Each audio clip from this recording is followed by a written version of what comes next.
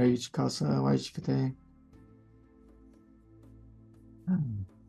Sangat. We're going to have a fun discourse today. And a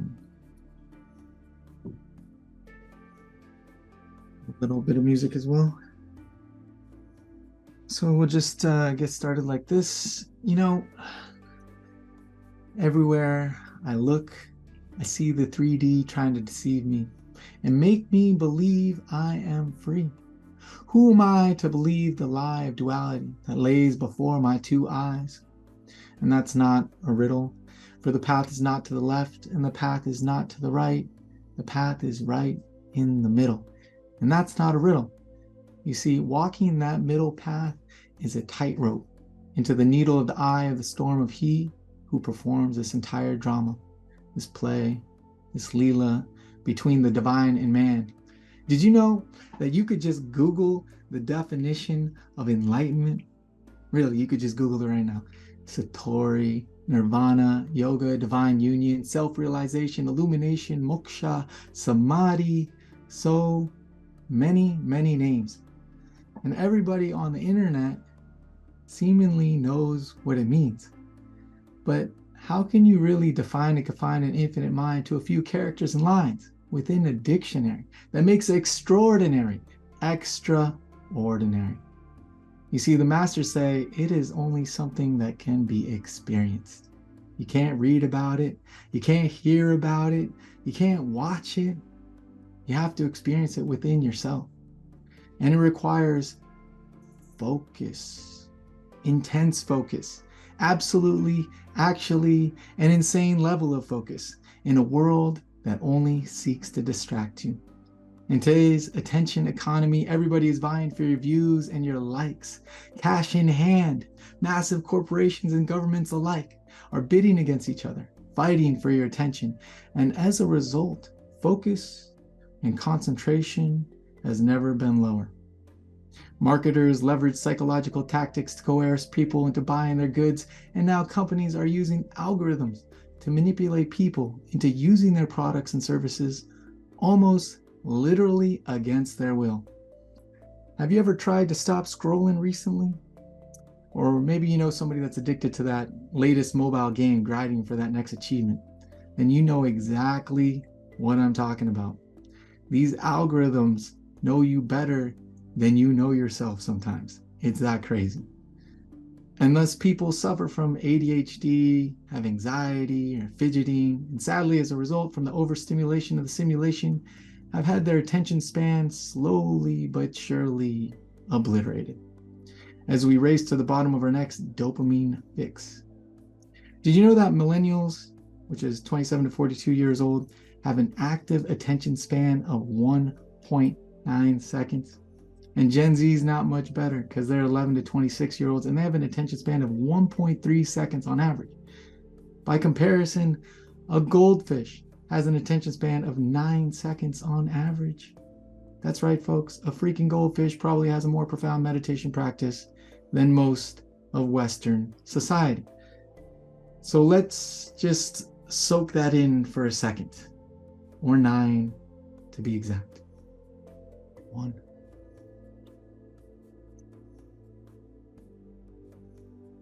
6, 7, 8, 9. If you are able to hold for 9 seconds, you, my friend, are above the goldfish standard. Give yourself a pat on the back. And if you didn't make it, don't worry. As my master likes to remind us, the scientists have observed that humans have up to 50,000 thoughts a day. That's a thought after a thought after a thought after a thought, and so forth and so forth. And if we try to stop and pause for a moment, to get a moment of fresh air and clear our heads, do the thoughts stop? No, they do not. They are absolutely relentless. They are merciless. They come for you when you're working. They come for you when you're watching a video. They come for you when you're meditating. And yes, they even come for you when you're sleeping. Wave after wave, thought after thought. And this is just inside of our heads. You see? And then you go out into the world and there are billboards everywhere. flashing neon signs, dancing bears. Everybody is trying to sell you their thoughts. You ought to think this way. If you pay me $1,000, I'll teach you how to think thoughts like this. Upgrade your thoughts today and start thinking the right way right away. Rubbish. All rubbish. The true spiritualist knows it is not the thought that is the issue, but the agreement behind the thought that gets the consciousness caught. Therefore, do not agree and stay free, free to just be, free of the karmic attachments masking themselves as wolves in sheep's clothing. And as children of the one divine, we all have the right to be free, free of negativity, free of drama, free from evil coming from within ourselves. You see, the world around us is difficult enough as it is.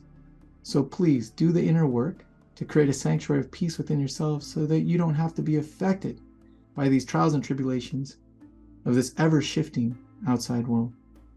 And be mindful of what you make your minds full of. And we always say that.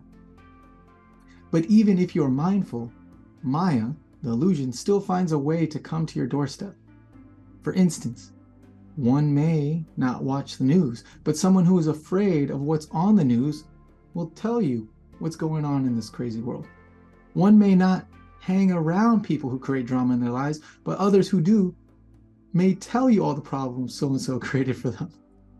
And one may not follow the mainstream, but are surrounded by people who chase the latest trends, desperately searching for validation outside of themselves.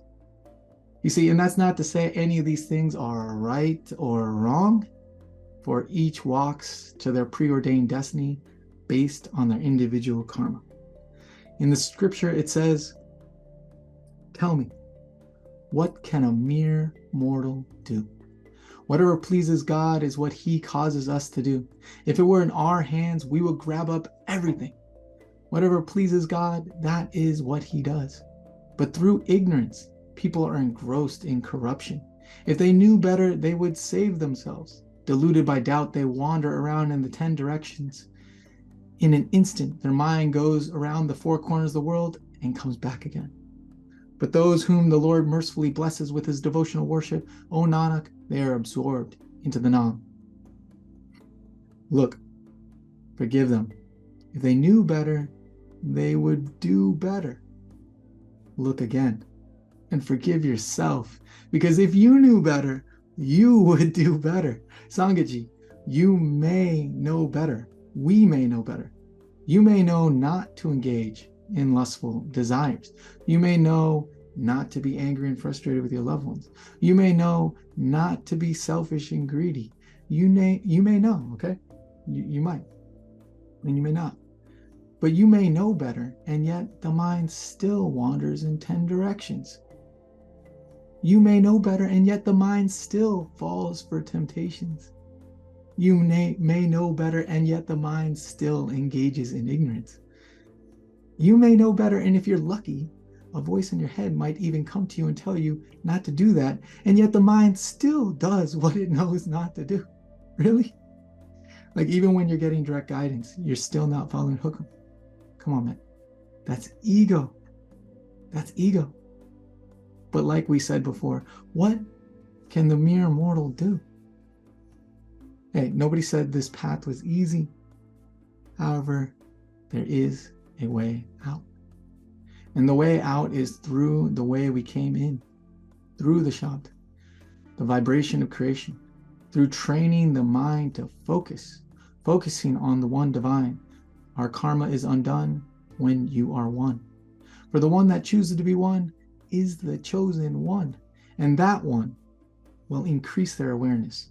They will stay alert and take careful stock of everyone and everything, from the seen to the unseen in their life, and remove those people, places, and things that pull their focus away from the one divine. They will engage in the true trade and sift for gold in the river of life, while letting all the dirt and grime just wash away. No, that doesn't mean abandon your family, your friends, and live a hermetic life all alone in solitude. As my master says, we must be in the world, but not of it. And just because we are in the world, it doesn't mean we're going to drench ourselves in sinful behavior. A true spiritualist will not entertain such slander. A true spiritualist will not be in the company of those with vengeful hatred held within their hearts. A true spiritualist will not be caught in a den of thieves, those unsavory characters that promote lust, greed, anger, ego, and attachment. In the scriptures, Bhagavad Kabir Ji reminds us, Kabir, do not associate with the faceless cynics. Run far away from them. If you touch a vessel stained with soot, some of the soot will stick to you. Sexual desire, anger, and the company of evil people. Run away from them day and night. Kabir, associate with the holy people who will take you to nirvana in the end. Do not associate with the faithless cynics. They would bring you to ruin. You see, being in association with someone that is engrossed in Maya is like playing with fire. At first, it may be entertaining. You may even be curious about this person, place, or thing. But very quickly, their way of thinking, their manners, their desires, all of this begin to rub off on you. You may even begin copying or following them in subtle ways that only get you lost deeper and deeper within the maze.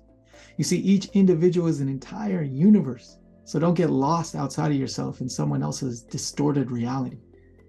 Look, in this game of love, you either love and rise above, or you hate and separate.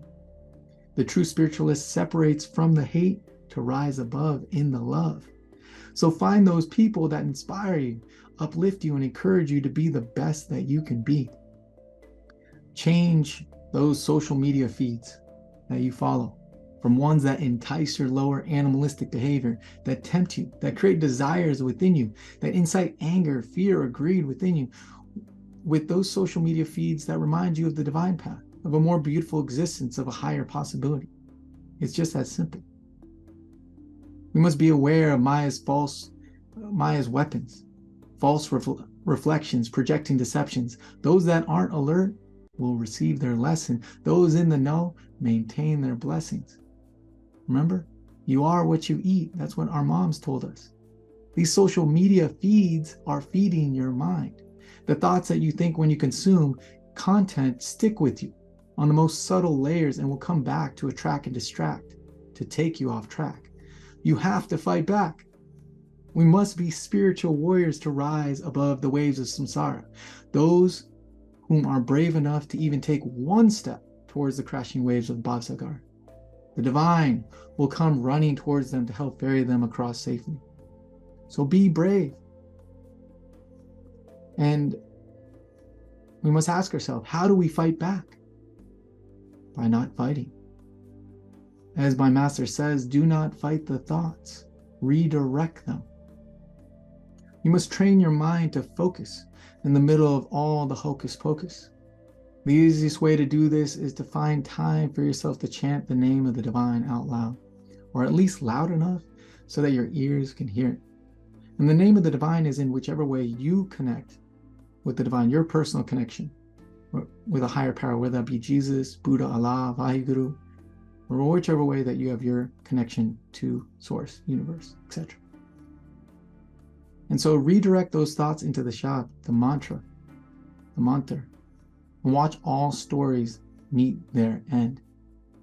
The Shabad is the vibration of creation. Everything has come from it. Therefore, everything can return back into it as long as you surrender. The process of becoming one is having all your stories unspun until there are none, and you emanate the light of the eternal sun. And so all that remains is your willingness to commit to focus. Are you willing to cut those things that are distracting you out of your life? Are you willing to let go of people who aren't serving your best interest at heart? Are you determined to overcome your negative habits to change your lifestyle and therefore change your destiny? And truly, are you ready to prioritize your relationship with the divine over the infinite, innumerable things trying to fight for your attention? As we said before, nobody said walking the spiritual path is easy. And there's plenty of spiritual shops out there that will sell you hopes and dreams for a few dollars and make you feel good about what you're doing in your life. They're akin to get-rich-quick schemes promising shortcuts to manifesting your best life ever. But following the wrong teachings will only be a waste of your money, and you'll end up spiritually bankrupt as well. So those who walk the path of the tried and true, those few, they are few, but the reward for doing so is beyond measure. Those that have even tasted an iota of the blessings of the divine have given stand as a testament to the mercy of the divine. And they bear witness to the miracle of personal transformation inside and outside of themselves. And as my master says, make time to focus on the divine now, or you'll have plenty of time to regret later. Well done.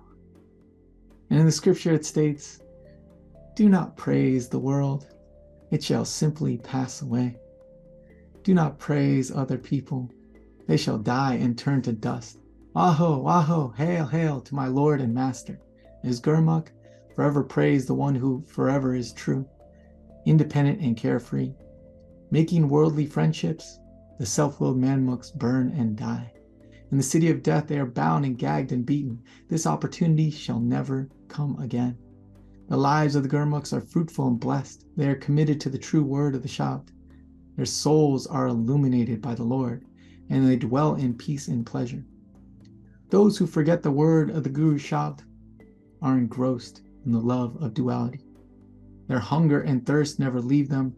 Night and day they wander around burning. Those who make friendships with the wicked and harbor animosity to the saints shall drown with their families, and their entire lineage shall be obliterated. It is not good to slander anyone, but the foolish, self-willed manmukhs still do it. The faces of the slanderers turn black, and they fall into the most horrible hell. O mind, as you serve, so do you become, and so are the deeds you do. Whatever you yourself plant, that is what you shall have to eat. Nothing else can be said about this. The speech of the great spiritual beings has a higher purpose. They are filled to overflowing with the ambrosial nectar, and they have absolutely no greed at all. The virtuous accumulate virtue and teach others. Those who meet with them are so very fortunate. Night and day they chant the Nam, the name of the Lord. So Guruji is telling us, do not place your praise, your focus on the world. Guruji is telling us, as you serve, so do you become. You see, you cannot serve two masters. You cannot serve the world and the divine at the same time. You either become more like the world or you become more like the divine. There is no gray area in that choice. And you must make a choice of which path you choose to walk. And the gurus have made this path so simple for us. They remind us, chant the name and win the game. But the entire game is Maya, and we forget we are playing a game in the first place. If only I could remember my father's face, he could show me where my true home is. It certainly makes things more interesting, Sangat-ji, this lapse of memory. And if anyone remembers the classic movie, The Matrix, reminds me of this scene of where Neo's in that movie, The Matrix, when he's going through a training program. And he's wading through crowds of people on a busy New York City street. And as this teacher Morpheus is telling him how to navigate the Matrix and to be aware of the danger, Neo is following close behind Morpheus, trying to keep up on the crowded sidewalk. And people are bumping into him. He's passing through this throng of black business suits. Suddenly, out of nowhere, a beautiful woman dressed in all red appears, drawing his attention. Time slows down. They lock eyes. She smiles. Neo becomes fixated on her and turns his head to follow her figure as she passes him by. As soon as he looks again, there's Agent Smith with a gun pointed directly to his head. Boom. He lost his focus.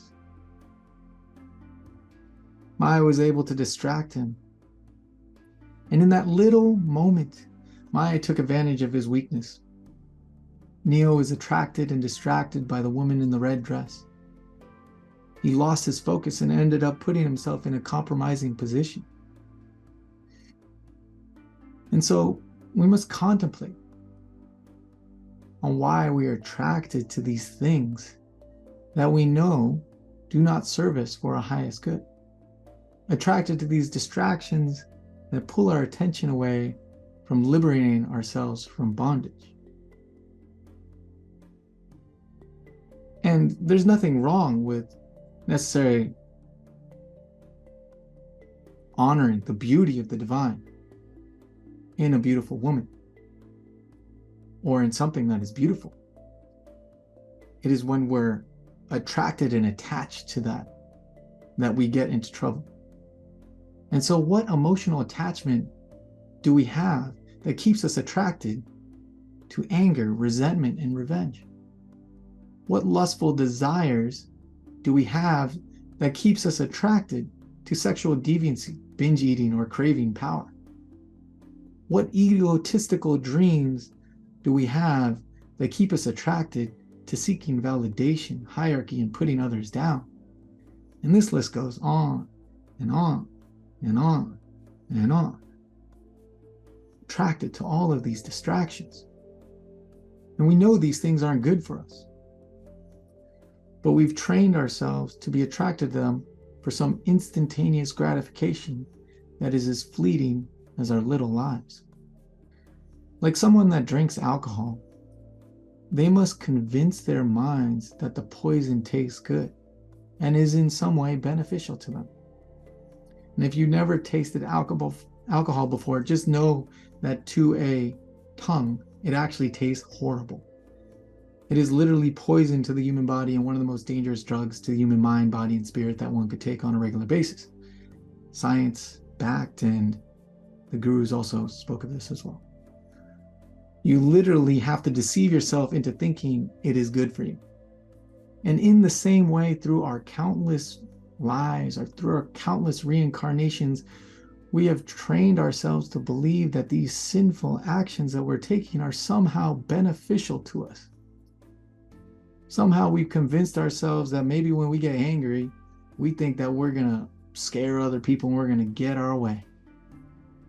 Somehow we convince ourselves that when we're greedy and we take everything for ourselves, that we think we're going to have more money and power somehow, even though we'll all just be by ourselves. Maybe when we slander or put others down, we think that it's going to make us feel better about ourselves, that it boosts our own ego when we make others smaller than us. You see, the self-willed egoist, the manmuks, they enjoy the taste of sin. They love it. It gives manmuks a sense of victory in the world. It gives the five senses a sense of pleasure. It's exciting to win. Let's see, it's a deception. We've tricked our souls into thinking that sin tastes good, while falling deeper and deeper into Maya, karmically entangling ourselves with the illusions of the world. We think that there's some benefit for ourselves by trading with the five thieves of lust, anger, greed, ego, and attachment. However, it's just the opposite. In the scripture, it states, the world wanders around in the filth of egotism. It dies and is reborn over and again. He acts in accordance with the karma of his past action, which no one can erase. You see, those that fall for this deceit, and it's a self-deceit because we're literally tricking ourselves. We're choosing to deceive ourselves. We're choosing to believe these deceptions. Those that fall for this deceit are reincarnated over and over again to experience the same pain and suffering all over again, or worse, depending upon your previous karma and your previous actions. Yes, it's a game. It's a game of love, apparently, but it's a pretty freaking serious game, man. I don't know about you, but it feels pretty real to me. You know, it hurts. It's tiring. It's exhausting. The waves are relentless. COVID, recession, inflation, depression, AI, World War III, this, that, the next thing. Life doesn't stop grinding you down. It keeps coming and coming. And if you aren't getting lighter and brighter, then the world is getting darker and heavier. And yet, we are so blessed. We have been given an incredible opportunity, a chance of many, many, many, many lifetimes to awaken to the supreme reality. The scripture states, this human body has been given to you. This is your chance to meet the Lord of the universe. Nothing else will work. Join the Sangat, the company of the holy, vibrate and meditate on the jewel of the Nam. Make every effort to cross over this terrifying world ocean. You are squandering this life uselessly in the love of Maya. I have not practiced meditation, self-discipline, self-restraint, or righteous living. I have not served the holy. I have not acknowledged the Lord my King. Says Nanak, my actions are contemptible.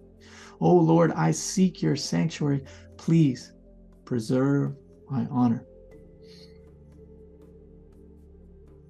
These are enlightened beings speaking directly to us. They didn't, take some training online or some short program and create their own brand of spirituality and try to sell it to you on the internet. These beings, they reached the top of the mountain. They didn't Google the answer. They became the answer. They were the answer. And they are like, guys, this is your one chance. Like, do everything you can in your power to cross Bhavsagar in this lifetime while you can. Your next life is not guaranteed. And look, they didn't have to do that. They didn't have to sacrifice their time, their energy, their comfort. And in most cases, they even sacrificed their lives so this message could stand the test of time and reach you in the comfort of your homes right now. Understand that if you are even getting this message, you are blessed. And if you are ignoring this message, then you are wasting your blessing. Your next breath is not even guaranteed. You could be lost in Maya, wandering forever if you didn't meditate on the name of the divine. Isn't that crazy?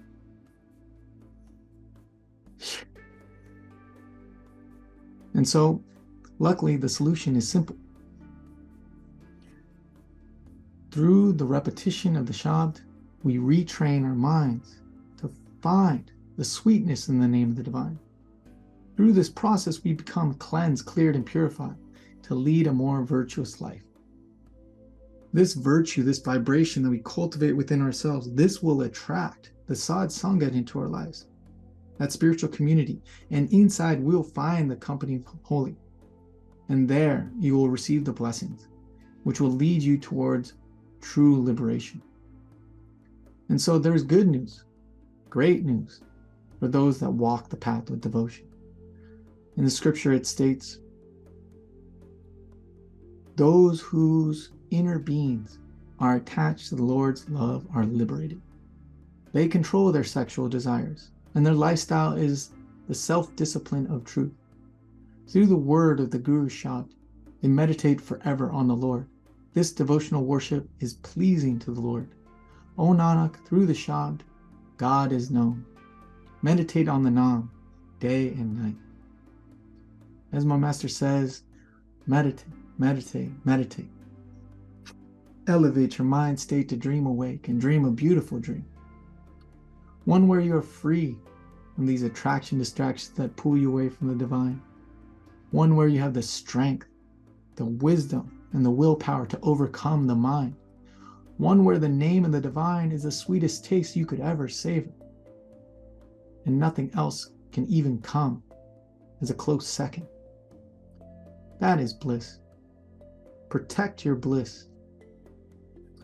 Maintain your focus and rise in the love that you are until you shine brighter than the stars. Sangat ji, peace be with you. Waheguru ji Khalsa, Waheguru ji ki Fateh.